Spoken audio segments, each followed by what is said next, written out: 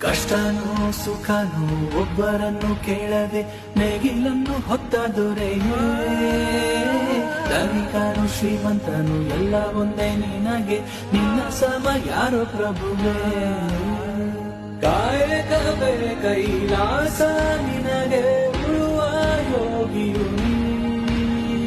ಕೇಳಿಕೊಳ್ಳುವೆ ಅದೇ ಮರಿಗೆ ನಿಂಗೆ ಹೊಟ್ಟೆ ತುಂಬ ಊಟ